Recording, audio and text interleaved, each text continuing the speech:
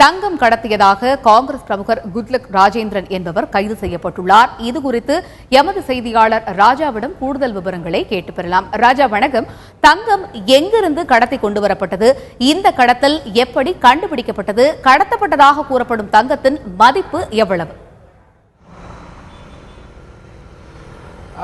Good luck Rajendran என்பவர் தற்பொழுது கைது செய்யப்பட்டிருக்கிறார். அதாவது அவரது கார் ஓட்டுநர் நேற்று புதுக்கோட்டைக்கும் திருச்சிக்கும் இடையே இருக்கக்கூடிய டோல்கேட் ஒன்றில் வரும்பொழுது சென்னையில் இருக்கக்கூடிய டிஆர்ஐ என்று சொல்லக்கூடிய ரெவென்யூ இன்டெலிஜென்ஸ், அதாவது வருவாய் புலனாய்வு பிரிவு அதிகாரிகளால் மடக்கப்பட்டிருக்கிறார்கள்.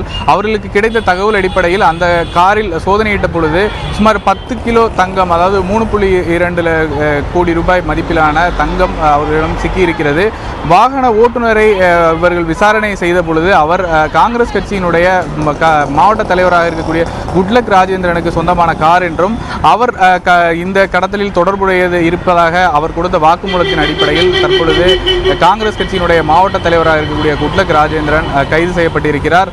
டிஆர்ஐ தரக்கூடிய தகவல் படி இலங்கையில் இருந்து கடல் மார்க்கமாக தொண்டி வழியாக இந்த தங்கமானது கடத்தப்பட்டிருப்பதாகவும் இந்த விசாரணையின் அடிப்படையில் குட்லக் ராஜேந்திரன் கைது செய்யப்பட்டிருப்பதாகவும் டிஆர்ஐ தரப்பில் இருந்தும் தெரிவிக்கப்பட்டிருக்கிறது.